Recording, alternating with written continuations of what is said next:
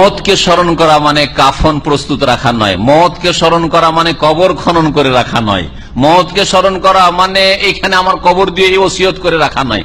মওতকে স্মরণ করা হচ্ছে বিল আমালিস সালেহ, নেক আমল করা, ঈমানের সাথে সাথে বেশি বেশি নেক আমল করা।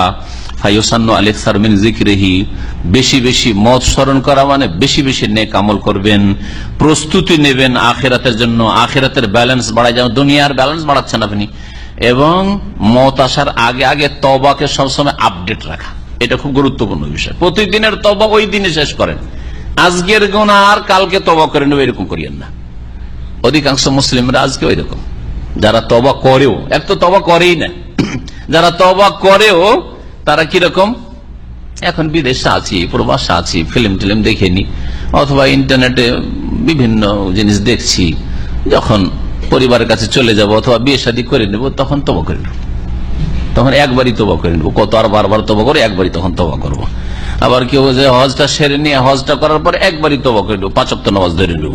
আবার কেউ বলে এই রমজান যে আসবে না, এই রমজানের নামাজটা ধরবো আর ছাড়বো না, রমজানের আশা বসে আছে, তার আগে মওত এসে প্রস্তুত, তার কাছে হ্যাঁ রেডি হয়ে বসে আছে মওত তাকে ধরার জন্য। মওতকে বেশি বেশি স্মরণ করা মানে বেশি বেশি নেক আমল করা। আল্লাহ পাক রব্বুল আলামিন আমাদেরকে যেন তৌফিক দান করেন।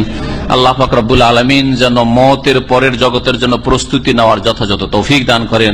আল্লাহ পাক রব্বুল আলামিন দুনিয়াতেও যেন আমাদেরকে কামিয়াব করেন, সফলতা দান করেন, আখিরাতে আল্লাহ পাক কামিয়াব করেন।